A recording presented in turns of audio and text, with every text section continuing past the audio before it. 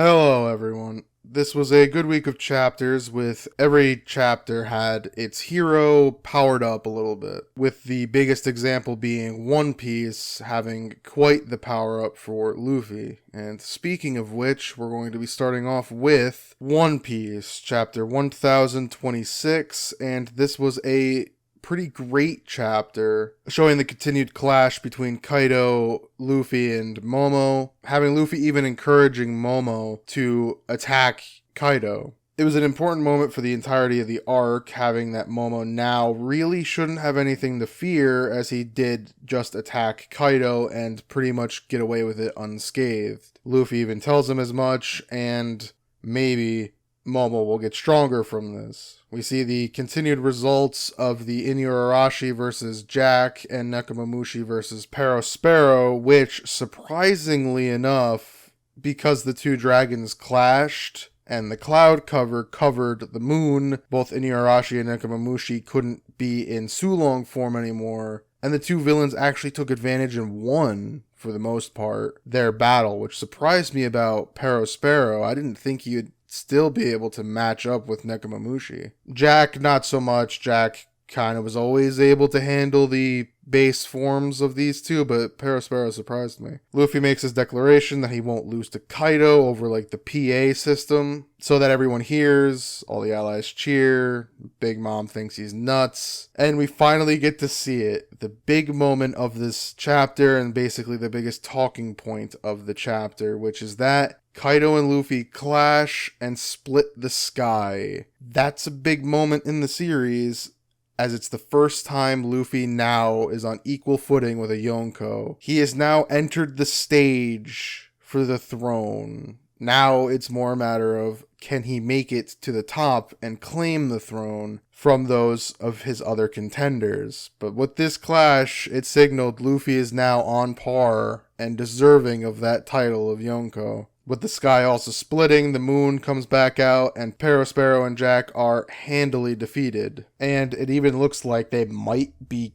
killed off here, though that's being quote-unquote optimistic about actually having consequences in One Piece. For we also see at the very end of the chapter that it looks like Orochi had survived his previous death. Now, given what his character is, it makes sense. I'm not upset with Orochi continuously coming back like a cockroach. However, I know for a fact this will anger most fans and think that most of the other people who have perished so far won't be perished anymore. And I think they are. I think they're done. I think like Kinemon, Kiku, Ashura Doji, even Nekomamushi and Inuyarashi won't make it to the end of the arc. I think they're actually done. They're finished. However, Orochi continuously coming back. We'll see if he finally meets his end, maybe by being eaten by Momo. That would be rather fitting in the end of it all. But that was the chapter. I thought it was good. Overall, I'd give this chapter an A, just for the clash between Kaido and Luffy alone. The continued battling, as well as the finish to the Nekomamushi Inuyarashi battles, were good. But the clash with Luffy and the continued confidence building of Momo was what really made this chapter shine above basically everything else. With Luffy now having the full extent of his powers and being towards the end of where he's supposed to be, with only small improvements left, I imagine we're on the road towards the end, with Luffy being able to handle pretty much everyone outside of maybe Shanks. We'll end up seeing if that ends up holding true or not, but for now, Luffy is now a title contender for the King of the Pirates, more than just him saying it over and over again. Also, Luffy told Momo to hold the island up as he fights Kaido, so as I had said, and many other people have also said, Momo is most likely going to hold up Onigashima, saving it from being crashed down on the Flower Capital as it's continuously inching closer to the Flower Capital. So now we're on to Black Clover, chapter 307, and this was a good chapter, having us see the extent of how far Zenon is willing to go to protect the Spade Kingdom. He makes the offer to his devil, who is Beelzebub, I believe he had said it was. I think, anyway. I don't remember what the devil's name was. He asks his devil for a devil's heart so he can continue to be alive despite taking mortal wounds. What he offers up is all of himself, including his soul, if necessary, to keep on with his contract of having the Spade Kingdom continue to exist even after the devils take over. We then see that new form, and he is practically a new devil, and has all of its powers as well as regeneration and the whole thing, growing in strength quite a bit, and relatively easily taking out Yuno with his newfound power, even mocking him, saying that if he had sacrificed his ally and struck him in the heart, he would have won, but he did not, and thus he is going to lose. Yuno is now out of commission. However, Langris is able to hold off on Xenon's attacks and is able to survive them. However, once it looks like things are about to go even worse for him, Fenrir arrives to save him with his teleportation. Xenon remembers Fenrir, and it looks like Fenrir also felt Xenon's presence as he was going to make his way towards Yami, but decides to help out Langris instead. Within the mana zone of Langris, he is able to use his own magic and to teleport them around, so it would seem as though the two of them need to be together in order to fight Xenon. To Langris's abilities of Mana Zone and attacking, and Fenrir's defensive instincts and abilities, the two of them could very well be able to take down Xenon, is what's sort of implied and what it shows. The teleportation and the ability to cancel out Xenon's teleportation and the offensive firepower that Langris commands will inevitably allow them to take at least some level of advantage. So that battle will be set to continue as Fenrir's arrival changes the entire scope of this fight. That was the chapter. It was a good chapter. Overall, I'd give it a B. It was good. It was solidly showing that Xenon is willing to do whatever it takes to win, as well as showing that Yuno is very powerful, but not quite strong enough to take on a devil, like all the others, and now it's up to Fenrir and Langris to at least even hold on to allow maybe reinforcements to arrive later. I enjoyed that part. I thought this continued the brother story of Langris and Fenrir, and we'll see how it goes from there. I don't think they'll be able to beat him, but maybe they'll be able to hold off long enough to save Yuno and their own lives before the entirety of the other group comes in and beats Xenon with them. So now we're on to Undead Unluck Chapter 80. And this was a good chapter showing the continued battle between Fuko and Andy versus Billy and Yasui. Showed that continued battle as well as the two different resolves going on. Andy and Fuko are able to escape. They continue to talk, and it ends up being quote unquote revealed that Andy's confession, she didn't hear it. And so he had said once they get out of all of this, they'll have an important talk after it. So we'll see if they win or lose. We then see that the building starts tipping, and another one of Billy's powers is revealed, that he didn't just steal them all from the Union. And Fuko shows some initiative to tell Andy to let her go before Billy unleashed the building, showing that she has grown in resolve as well as power, relatively. And that Andy acknowledges it, as Billy thinks that he has won that fight, only to find out that Fuko is going to continue to try to go towards Spring and defeat it, even without Andy, showing that she has grown quite a bit and plans on being the hero that she is of this story. Andy has faith in her that she'll be able to pull that off, where Billy is surprised that she did take that initiative. So it all ends up being interesting to see how that goes. Will Andy and Billy just continue to fight from here on, or will Billy try to stop her or something? Who knows? The other battles are also interrupted because of the building movement, so we didn't get any further development into those. But for this chapter, it was mainly Fuko being the hero, in a manner of speaking. Andy thought he was going to rescue her, but in the end, she's still going to fulfill her mission, whether with him or not. So overall, I'd give this chapter a B. It was good and a good moment for Fuko to take the initiative, saying that she's still going to defeat the big danger that could basically kill them all, because its power is still on, the timer's still going. They only had, I think it was maybe 10 minutes before everyone got turned into Sakura flowers. So she has to make her way up there and defeat him with pure luck. So that should be an interesting battle if it goes there next week or within the relatively next few chapters. It should be that battle, which should be a really fun one. But for now, this was a good quote-unquote power-up moment for Fuko. So now we're on to Mashle, Magic and Muscles, chapter 79, and this was a good chapter, continuing to explain some of what each school is about, from Easton being about compassion and the humanities, to St. Ayres being about justice and harshly punishing rule breakers, and Wilkins being about power, and that's it, just power. It also shows that over the years, the last 100 years, Easton has only produced 11 visionaries, St. Ayres 4, and Wilkins has produced 85. There's a big power gap between the schools. I thought that was a big wrinkle in that. And then we see that the Wilkins school also was able to take St. Ayres' seats to allow them to have 6 candidates. It's revealed that they did this through intimidation and threatening the families of the St. Ayres people, so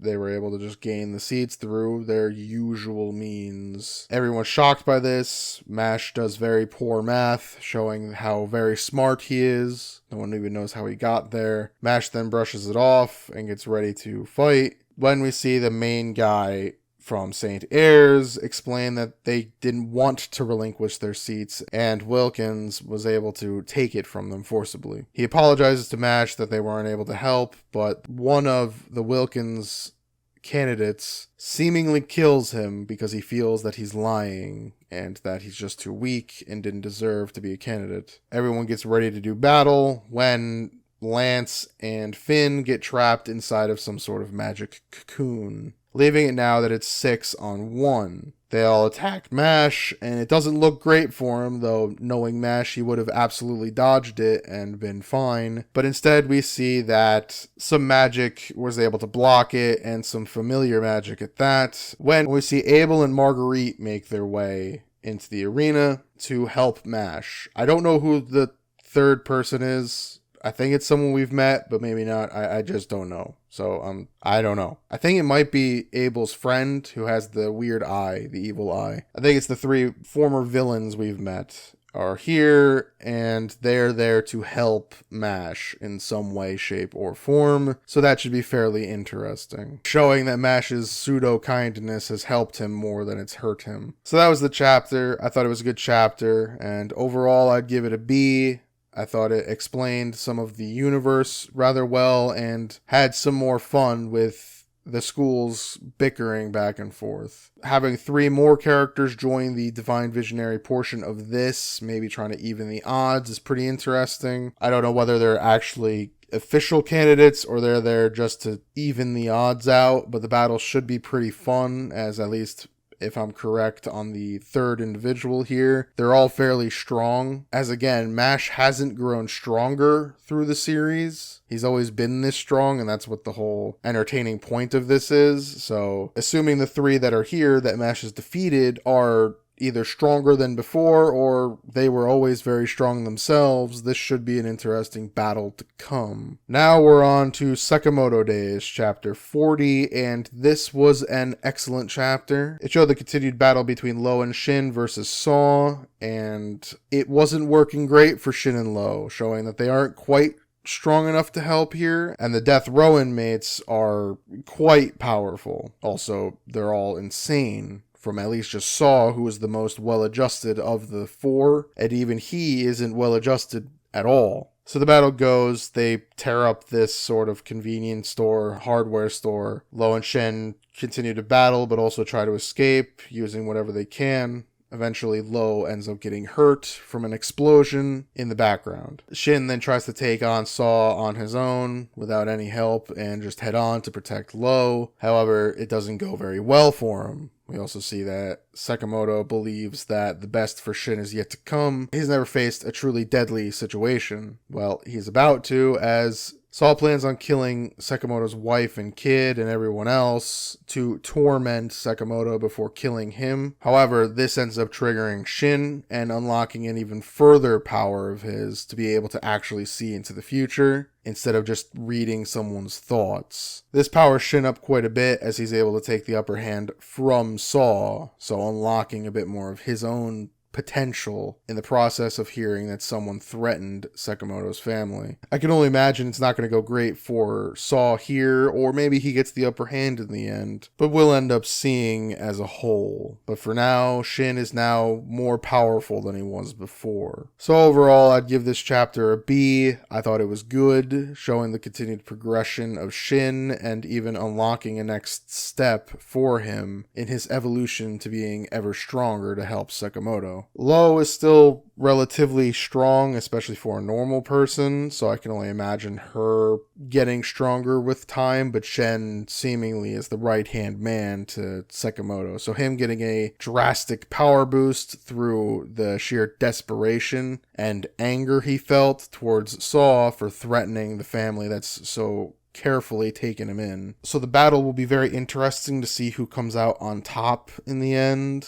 My money would be that Saw ends up escaping to take note of this and maybe wanting more revenge on Shin in the end. So I can't imagine he'll get caught or fully beaten here, but with Shen's new power-up, I wouldn't be surprised. Now we're on to the Hunters Guild Red Hood, Chapter 12, and this was a good chapter showing how their plan is working against Debonair. However, it's not working against Grim. Their plan is to continuously ambush Debonair when she has less handcuffs than those who are attacking her, so she has to retreat so that they don't take her handcuffs, despite her being able to beat them if it was a normal opportunity. She's also holding back as she is more of the instructor than Grim is, as Grim is extremely violent and completely willing to beat people and break a few bones if she has to make sure that she can get the win in the end. Velo was able to predict this, but knew that it wasn't going to completely work as well as he hoped. Bonkers, the metal jaw guy, was able to understand what was going on and decided to go head on with Grim. He ended up throwing Portion and Velo into a cargo elevator to have them escape without any issue, while Bonkers took on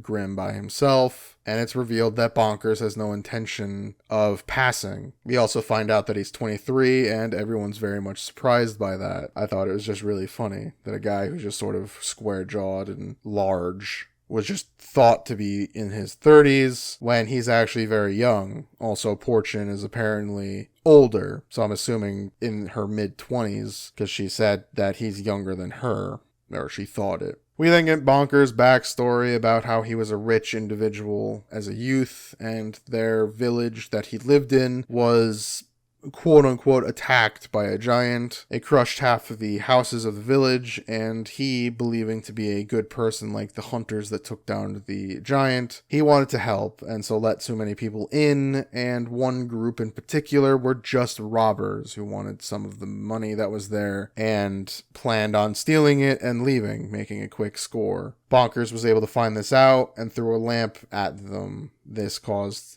himself and one of the robbers to be set on fire. The robber, however, fell out of the building manor they were in. This caused him to die because it was too high up, and he died. Everyone was super surprised by this and came to find out what happened. Bonkers had to douse himself with water, but his throat was too scorched and he couldn't speak. The other individual screamed that he killed his brother, and it's found out that he stole something, and everyone blamed Bonkers for what he did, saying that he was just trying to steal a useless watch, so he killed him, even though that doesn't make any sense. It's still a thief. Now, sure, he didn't. It's a odd reaction to an overall very bad situation. However, the family was then named murderers, and he left. He ended up wandering around for a long time and felt he was a nobody and a side character in a story that he had no right to be a part of. Velo, however,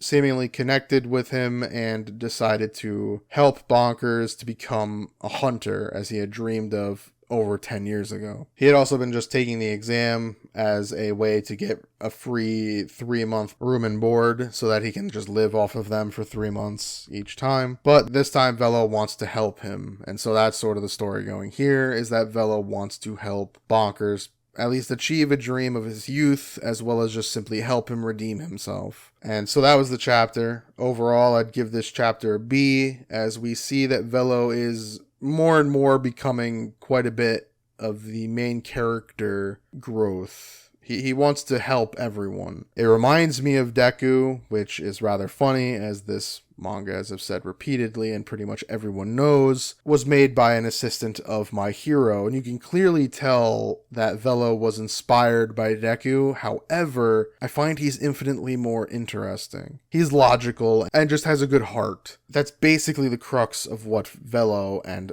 to some degree Deku is. The only difference being is Velo's either quote-unquote main character powers aren't something he chose, if he even has them in the first place, where Deku is just overpowered. But that's neither here nor there. Velo, I find, is a more interesting main character, and I'm interested in seeing where he goes from here, as he's now trying to help everyone within the group of at least 6 he originally teamed up with for this exam. So we'll see if they succeed in their battle against Grimm, or if they get caught for a second time, because it seems as though Velo, Bonkers, and Porchin keep teaming up together. It'll be interesting to see if they get away or if they win this battle against Grimm. So that was all the main chapters, quote unquote. As for the other chapters that I read, the Yazakura family, which I just caught up to, it's a very good series, very entertaining. I can see why it made it to 100 chapters, which it'll be next week. For this chapter, it was fun seeing another ridiculous amount of character growth for these characters, especially the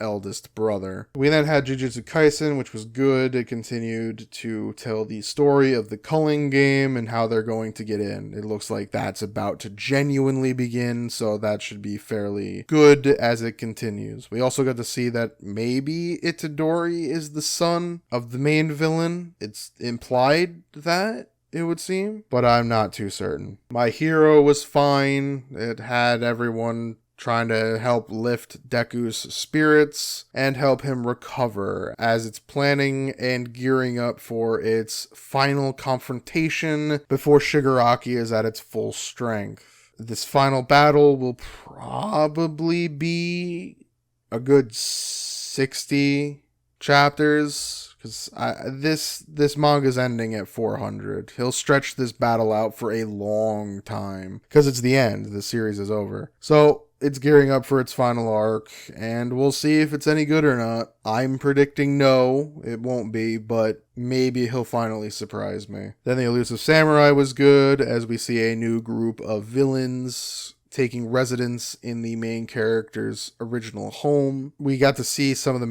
these new major villains being what their powers are, more or less, like how strong they are. And we'll see how much of an obstacle they end up being in the long run for our main character. Blue Box was good, as now we're getting more into the sports-oriented part of the story, which I think is pretty great. Hopefully it stays mostly sport-oriented and lets the romance side of the story go to the back burner, let it simmer in the back, and let the sport part of the story kind of take front and center, because for me the weakest part of it is the romance, just because it's what it thinks is the best part about it, even though it's the worst. Now, I know the whole story is revolving around this romantic tale of two individuals, but I think the sport aspect has been done fairly well, and I hope it continues to be done very well. And finally, Nero was, again, very good, as we're now introduced to another very strong character to be a sort of mentor, maybe, to Nero, but you never know. And